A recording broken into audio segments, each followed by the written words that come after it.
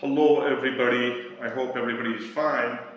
And the intuition of dealing with quasi-classical case, I would like to give some introduction regarding this quasi-classical case. And in general, in modern times, we call it WKB approximation. And this WKB approximation was it was given by Wentzel-Kramers-Brillouin. And that's why this is called Wentzel-Kramers-Brillouin approximation. And this approximation is a method in quantum mechanics which is basically used to solve the Schrodinger's equation for a particle in a potential. Now, what if I have to go precisely with it? I mean, it's particularly useful when the potential changes. Suppose this is potential. This potential changes slowly over the space compared to the wavelength of the particle that's under consideration. So this WKB approximation is implicitly used in a situation where the potential of the particle changes slowly over the wavelength of the particle. So I would like to give a brief description of this WKB approximation, and then this video will automatically connect to the mathematical treatment that we are subjecting this problem with. Now, if I imagine, let us imagine that I have a particle, and this particle is moving through some landscape of hills and valleys. And this is what is representing the different potential energies for this particle. This particle has different energies as it goes through these hills in a valley. Now, in the areas where this landscape is smooth, so it's going to have some irregular distribution. Now, wherever this potential is smooth and changes gradually, the WKB approximation assumes that the wave-like behavior of the particle can be approximated here. And this wave-like behavior of this particle can be approximated by a series of waves that are smoothly adapt to the shape of that potential. So if I have to translate it down in some other words, I would like to say that in other words, the particle's wave function adjusts continuously as it comes through the changing potential. So what it does, it adjusts itself continuously as it goes through these changing potentials without any abrupt change. So the change in the potential has to be slow, and it has to be a slowly varying potential. Now, at the same time, in the regions where the potential changes rapidly, suppose there might be the regions where the potential is changing abruptly, it's changing rapidly, or has some sharp features, like there's a steep cliff, or there's a certain drop in the potential. In this case, I would like to say that this WKB approximation, it certainly becomes less accurate. I mean, in these cases, the wave-like nature of the particle requires more precise solutions, more precise than that of what we call as the WKB approximations that can be used for these slowly varying potentials.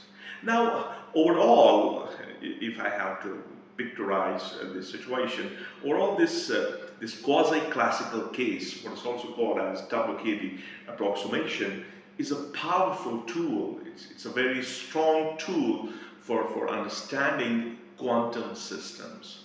It certainly does that. Using this approximation, we can use this approximation to understand these quantum systems, especially where potential is varying slowly, and providing a way to estimate the behavior of the quantum particles. And what is so beautiful here is that you got to know about the behavior of these quantum particles without actually needing to solve the complex equations, without actually solving the complex equations exactly. Hello, dear students. I hope everybody is fine. And in this video, I'll be discussing WKB approximation. And this approximation was given by Wentzel-Kramers and Brillouin. So that's why it's called as WKB approximation. And this approximation method is useful for approximate treatments of systems. Those systems which are varying, in which the potential energy is varying slowly, and they are varying so slow that they can almost be taken constant over a region of the order of wavelength, what we call as de Broglie wavelength, lambda. So in case of classical systems, this property is always satisfied. This is because the wavelength of the classical system approaches zero. This WKB approximation method can thus be viewed as a semi-classical approximation. So if I repeat my argument, what I'm saying is that this WKB approximation method, it's basically a technique for obtaining approximate solution to the time-independent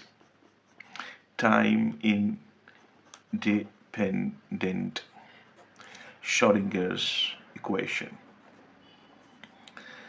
And this is particularly useful in calculating the bound state energies. We can calculate the bound state energies. So bound state, what bound state means, say, for example, particle bound in a one-dimensional box, or particle bound in a three-dimensional box. And it's also used for calculating the transmission coefficients.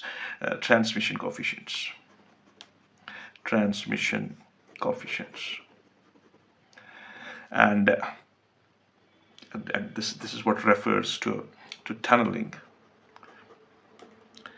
And actually, in WKB approximation, what's assumed is that the potential energy, as I told you, this potential energy function of the physical system, it changes very slow. It's assumed to change very slowly, and a slowly changing potential means variation of potential energy, slightly over.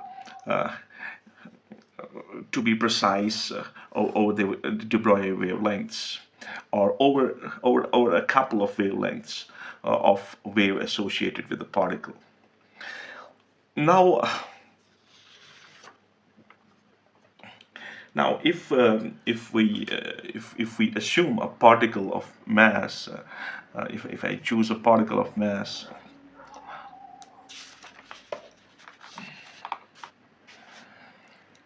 a particle of mass m, and this particle is moving through a region where a potential energy function, which I will choose as potential energy function as v of x. This v of x is changing very slowly. Then we can have Schrödinger's equation d2 psi by dx2 plus 2m by h cross square e minus v of x of psi equal to 0. So this is our Schrödinger's time independent wave equation. And here E refers to the total energy, and V of x is the potential energy function, potential energy. Now, if we have to solve this Schrödinger's equation by making use of WKB approximation, what we have to do is we have to assume an expression for psi. We have to choose an expression for psi that satisfies this Schrödinger's equation. And for this purpose, for what we have, we can have two important cases. One will be if E is greater than this V of x. Now, if E is greater than that of the potential energy, this is what's called as classically allowed region. And then we can have another case as if the energy of the particle in question, in discussion, in measurements is less than that of V of x. Now this is what is called as classically forbidden region. So these are the two important cases that we can subject by making use of what we call as WKB approximation. Now, the first case we will deal here is if E is greater than that of V of x. That means we are talking about the region which is classically allowed region. And what V of x represents here, it represents a slowly varying potential, or I should say this potential is changing slowly over a range of de Broglie wavelength. Now, let us start with this V of x.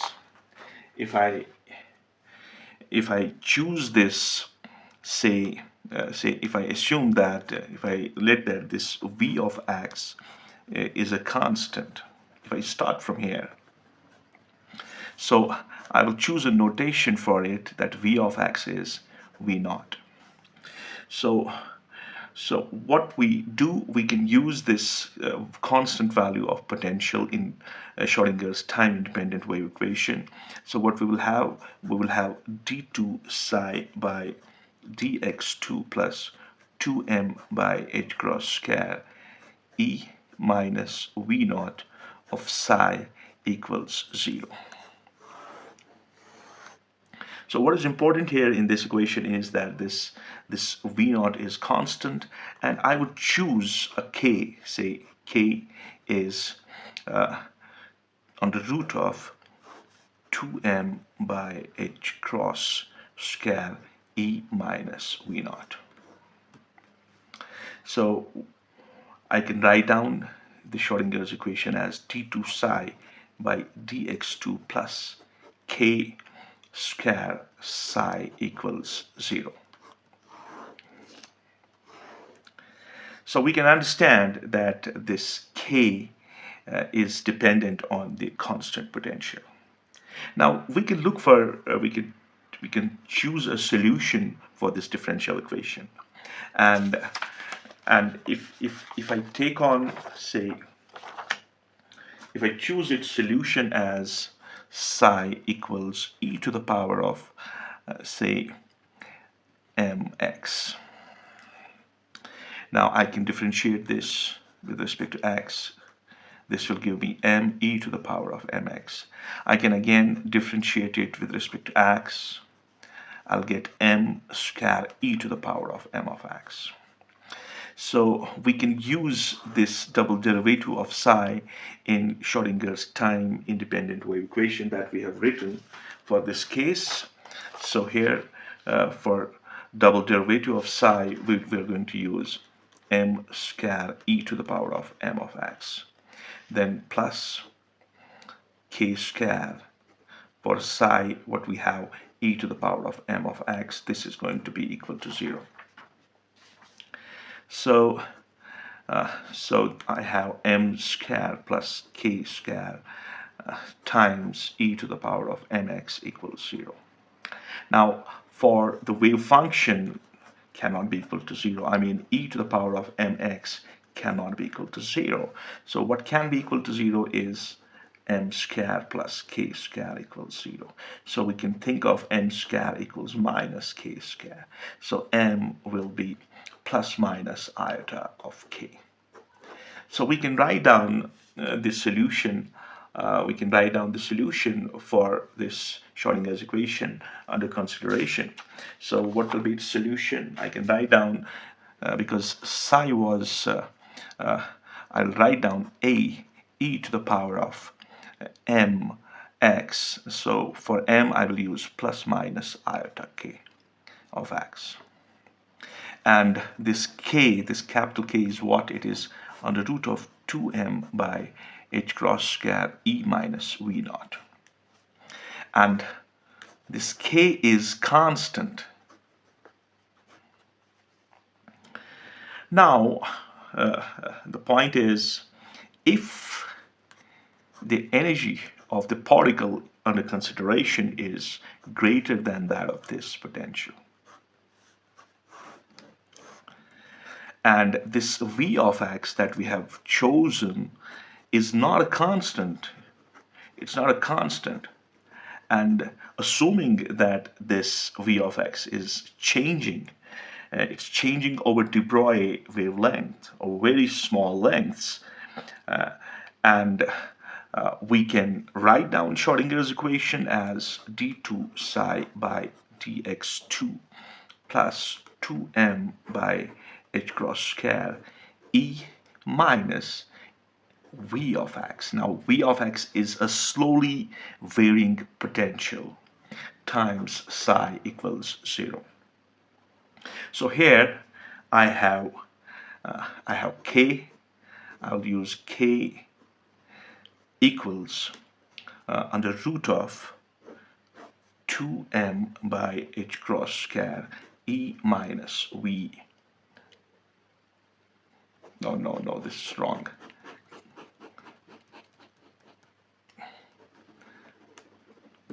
I should look for a different state of notation over here. So what we can do here is I'll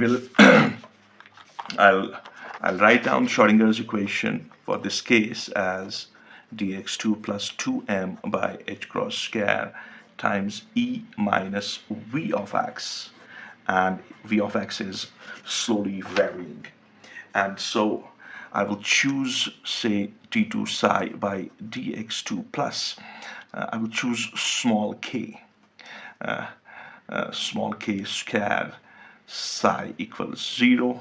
Now this k is not a constant, so this small k square is nothing but under root of 2m by h cross square e minus v of x. Now what should we do is we should consider a wave function, and if we consider a wave function of the type psi of x equals a e to the power of iota u of x. A is a constant, and u of x is a function of x. And if I take the derivative of this psi that has been chosen over here, so differentiating, I will take its derivative, differentiating with respect to x. Okay, what will I get? I'll get okay, I will get d psi by dx. Okay, I will have iota and the internal derivative of the power. So I have e to the power of iota u of x. So exponential function will remain as it's, but I have to take the derivative of the exponent of this function. So that's going to be iota. The derivative of u will be du of x by dx, then the exponential function e to the power of iota u of x. So for short notation, I would like to write down u prime e to the power of I u of x. So this is over d psi by dx. Now I can think of taking another derivative, so I would like to differentiate this again. Differentiate again with respect to x. So I'll have the double derivative of d2 psi by dx2 is. Now here iota will be outside. Now u dash will act as u and the exponential function will act as v. So you will have to use the uv rule here. UV rule of differentiation. So when you differentiate UV, so U remains its as its, then you take the derivative of V, and then plus V remains as its and the derivative of U. So the same thing we are going to do here. What we will have here is U dash will remain here, but what is important, I forgot about A. I have to write down A. I would like to keep that A with it. So this A e to the power of iota u of x. Okay, so I can think of writing this as iota u dash instead of a e to the power of iota ux. What I have, that is simply psi of x. All right, now I'm going to take the double derivative of this. I'm going to take another derivative of this. So this will be d by dx of iota u dash psi of x. So what will we get here? Iota is out, and inside first differentiation of u, that will give me u double dash or double prime, then psi of x will remain as its plus iota u dash as its d psi by dx. All right, so we can think of writing this in another step. Okay, so we will have d2 psi by dx2 is going to be I, yeah, then we will have u double dash, that's okay, u double dash of psi of x, that's quite right. And I think somewhere something is not going well, because here I have iota as its, iota is out, okay, and this will give me u double dash, the derivative of this, and this will remain as its. Okay, so in the second case, what I will be left with is u dash as its, and then the derivative of psi of x, and that's going to be d psi by dx. Now if I go back to d psi by dx, what's that? That is I u dash psi. So instead of this, what can I write? Instead of this, I can write plus I Okay, u dash is there. Okay, but d psi by dx is it is iota u dash psi of x. Okay, this is iota u dash psi of x. I think this should be clear, because if we take on a e to the power of iota u of x, what is it? It is simply psi of x that we have started with. Maybe I forgot writing down a in original psi. So if I have committed that mistake, there you should correct it. Psi is a e to the power of I u of x. Okay, so let's proceed from here. So what we have d2 psi by dx2 is equal to iota u double dash psi of x. So iota will give us iota square. Iota square will give us -1. So this is minus u dash square psi of x. This should be the case. And now we can use this double derivative of psi in the original time independent Schrodinger's equation. What was that? That was d2 psi by dx2 plus k square. This k is it's a varying k of x, and equals 0. So for this, we're going to use this. So I can think of using iota u double dash psi of x minus u single dash square psi of x. Then here I must have psi of x. Okay, plus k square psi of x is equal to 0. Now I should write down this double prime and single prime in terms of the derivatives. This is I d2u by dx2 minus u dash, that is du by dx whole square, then plus k, this is small k, square, and I will close the brackets, put psi of x outside, equals 0. And if we look into this equation, what we have here is the double derivative of u with respect to x.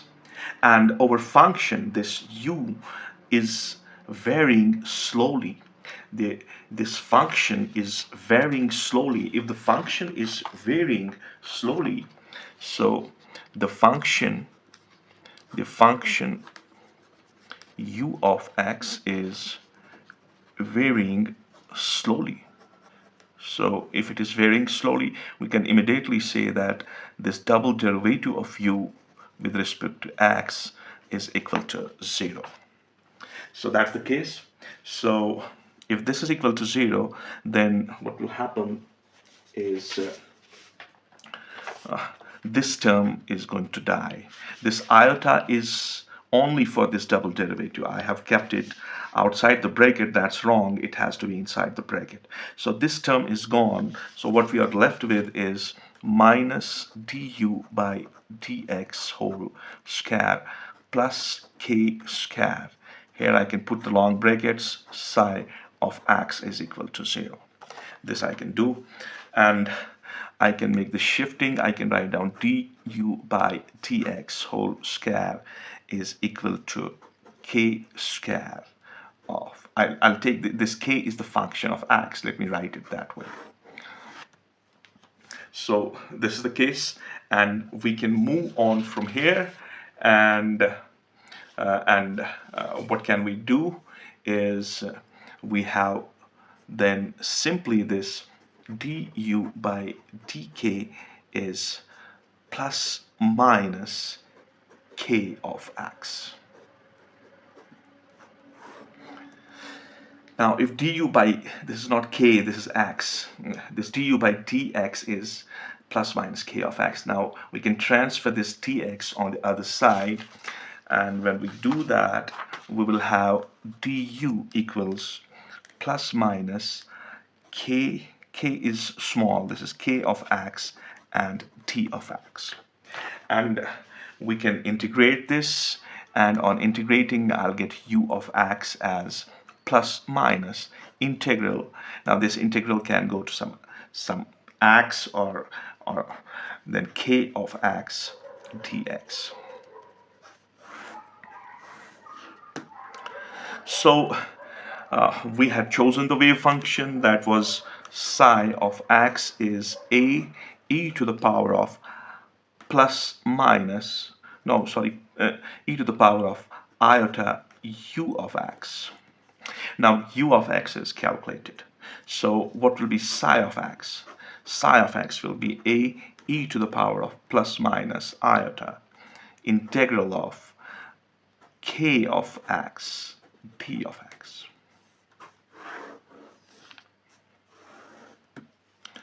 So this is our wave function for the case that we have considered.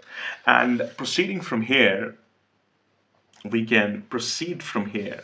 And now if I choose this as my wave function, and I would like to differentiate this wave function, and choosing this psi of x as the as psi naught of x equal to e to the power of plus minus iota integral of k of x d of x. Now if I choose it this way and start differentiating this wave function. Now let me differentiate this wave function. And okay, differentiate with respect to x. So what I'll have d psi naught of x by dx. Okay, so what I will get is, here I will have internal derivative will be plus minus iota k of x. So this will be plus minus iota k of x, and then I will have the original exponential function, that is a e to the power of plus minus iota integral of k of x d of x. All right, now if I move on from here, now what is understood is that this a and this exponential function is psi naught. So I can think of writing d psi naught of x by dx is plus minus I k of x and psi naught. And we can think of taking another derivative. So differentiating this again. So differentiating again with respect to x. So when we do that, we will have d2 psi naught by dx2 is equal to, now here what we have is, we have k of x and psi naught. So again we have UV rule.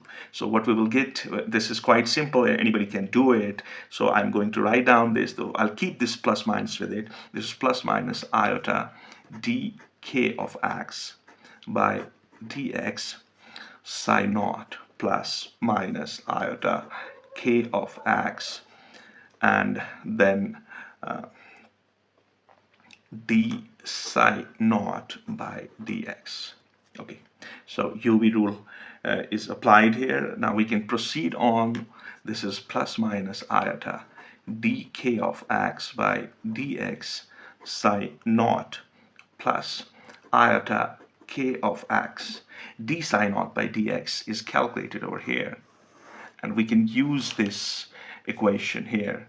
So instead of d psi naught by dx, I'm going to use plus minus k of x psi naught.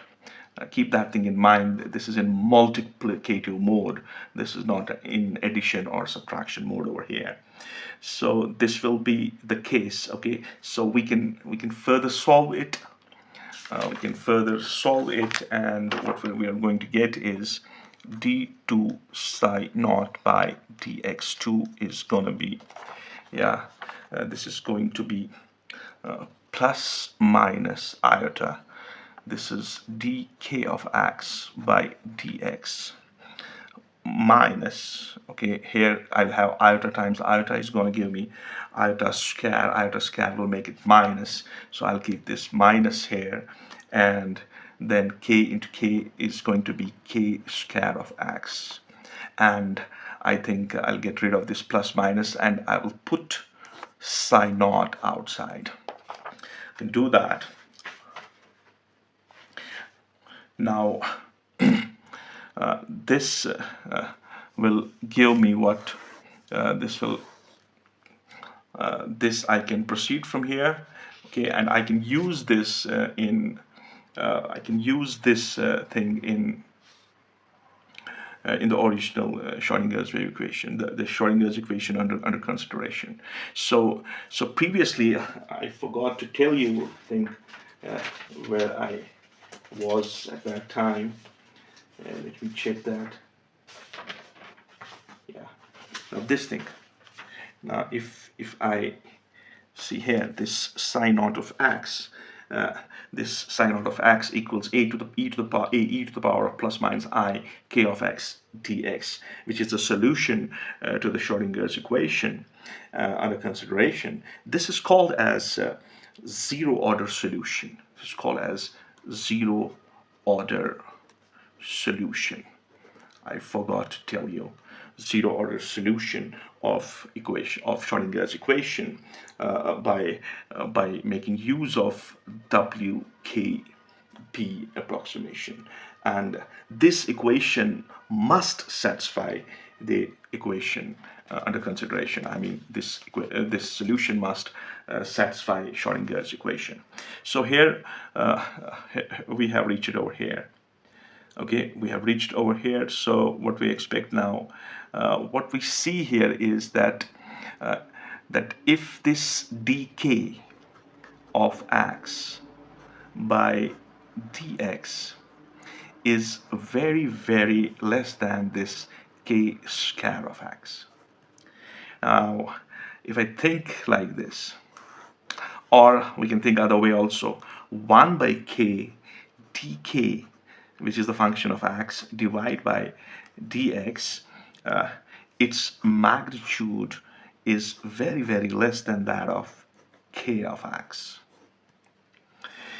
This is the condition of WKB approximation. So if this condition is satisfied, what we are going to obtain, or we can take it more, we can write down 1 by k square of x dk by dx if its magnitude is very, very less, very, very less than 1. So what it means is we can talk about, we can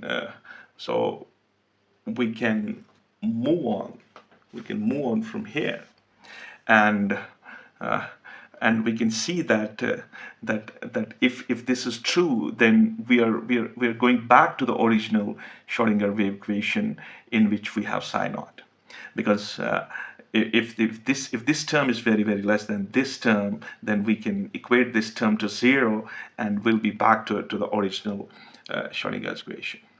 Now, again, in order to calculate more refined solution of Schrödinger's equation, we can consider the solution for the same Schrödinger wave equation. We can choose another solution, and now we will choose a solution, say psi is equal to some f of x and psi naught of x. Psi naught of x is already defined. Okay, so for the sake of simplicity, let us write f psi naught. So in this case, what we will have, we can think of writing down the double derivative of this psi, okay, plus k square psi. All right. Now, what this will be equal to? So what we will obtain if we take the double derivative of this wave function under consideration, right? So what we are assuming here is that we will obtain an equation. We'll obtain an equation like. You can do it. I mean, it's very simple. It's a simple mathematical formulation. When we will take the double derivative of this psi, which is the function of f of x and psi naught of x, what we will obtain here is that this d2 psi by dx2 plus k square psi, we can obtain this equal to f double dash plus minus twice iota f single dash of k and plus minus iota k, then k dash of f times psi naught. So this is what we will obtain, and similarly the way because the potential that's varying is slowly varying, then this double derivative of f with respect to x, which is f double dash, basically this can be chosen equal to 0. So what we can write down for this is we can write down plus minus twice iota f dash of k and plus minus iota k dash of f is equal to 0. So we can make some transformations. Twice iota f dash of then f dash k, and this is plus I k dash of f is equal to 0. And we can write down twice iota f dash of k is minus iota k dash of f. And we can write down this f dash and k dash because f dash should be simply df by dx, and what should be k dash should be simply dk by dx. So we can use the same notation here. So this is 2i, then df by dx k is equal to, this is minus if dk by dx. So we can remove dx from both sides, and what we will be left with is, I think I should cut this iota also. This iota will cancel. So we'll be left with 2 will be 2k and df equals f dk. 2k df equals minus f dk. All right, and we can proceed from here. Yeah, we would like to use variable separable kind of technique. So here I'll keep df from this side. I'll bring that df down. It must be minus equals minus. I will keep this dk up, and I'll bring this k down. This is small k. All right, and I would bring this 2 down also. Okay, I can do that. So now we can integrate this equation on both sides. So if we integrate it, this is df by f is equal to minus integral of dk, this is small k by k. Okay, so since this is indefinite integral, so we have to introduce a constant. So here we will have log of f equal to minus 1 by 2 log of k, then introduce some constant. Say I would like to write down the constant.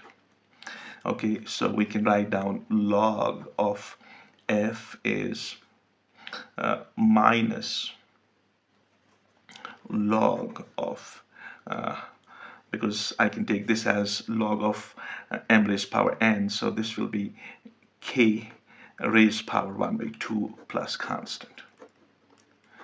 And then we can shift it on the other side. So this is log f plus log of k, this is under root of k now, equals the constant. All right, and this is log m plus, this is log f now, log m plus log n, that's going to be log of m times n. So we will have log f and under root of k equals a constant. So what will be f under root of k? Let me choose that constant as b.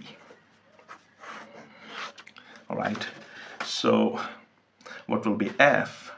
So f will be b divided by under root of, I will write k, it's a function of x.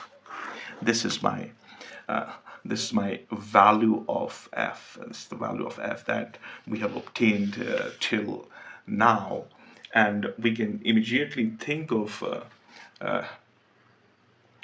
we can think of the refined solution of the given Schrodinger's equation. So what will be the refined solution? What was that? That was psi is equal to, it was A, and it was A, then it was F, and then it was psi naught. So A is there, F is calculated as B by under root of K of x. Then psi naught was e to the power of plus minus iota integral of K of x and d of x, where this K of x was what? What was it? It was under root of twice m by h cross square e minus v of x. So now this is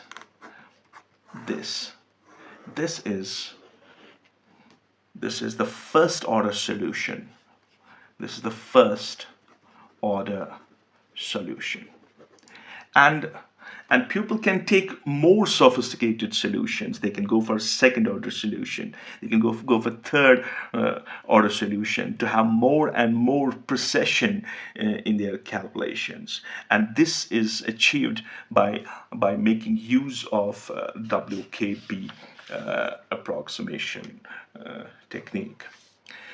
So what we have, if I would like to generalize what we have done till now, what we have the case when E is greater than V of x.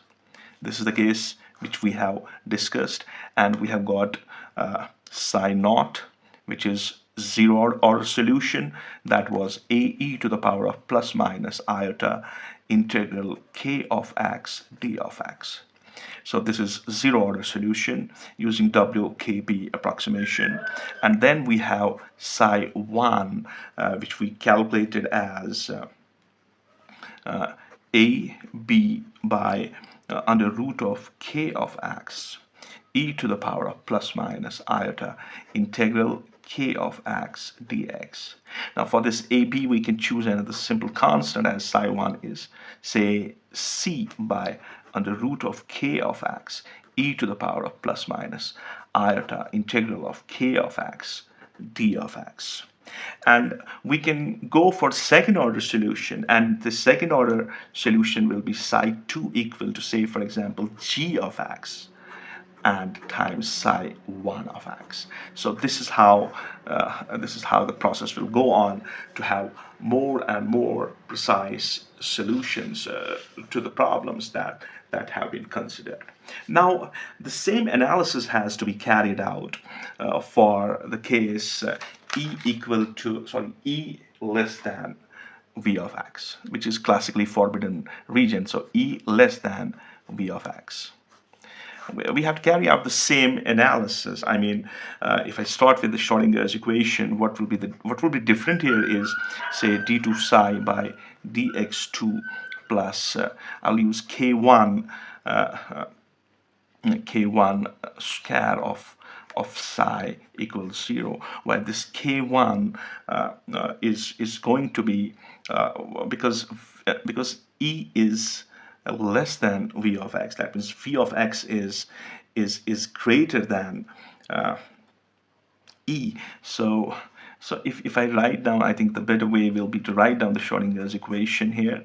This will be dx2, then plus 2m by h cross square, and we can write down here, so I'll take minus outside, so this will be V of x minus E psi equals 0.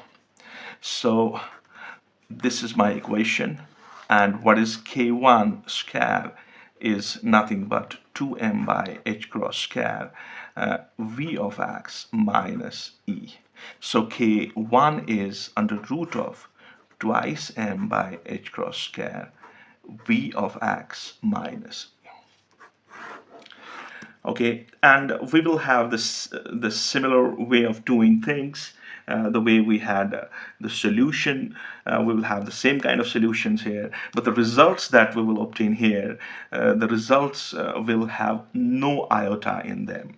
You will not obtain an iota. You will use the same kind of solutions, but you will, in every solution, you will not have what's called as, you'll not have iota available, and you can check that using v of x as constant, as I did in case of greater than E greater than V naught. So what we will obtain if we take this psi is equal to e to the power of mx, that I did in the first case also. You will see here iota will not stay. What we will come up with is, we will come up with psi equal to, say, some kind of a, b, c we have chosen. So let's take d e to the power of plus minus k1 of x. So this is how the situation will go on, and we will have all mathematical steps in the similar fashion for this case. And in every case we will have zero order solution, we will have first order solution, and we will have second order solution, and so on and so forth. So if I have to write down, I can think of immediately. I can think of psi 0 as e by under root of k1 of x e to the power of plus minus integral of k1 of x dx. You can see there's no iota involved in it, and you can obtain all the things that we have obtained for the case when E was greater than that of V. Now, what is important is I would like to generalize this thing. So I would like to say when, in general, I can think of if E is greater than V of x, what I have psi of x equal to, say, A by under root of k of x e to the power of plus minus iota integral of k of x dx, where what is k of x? K of x is under root of twice m by h cross square, then e minus v of x.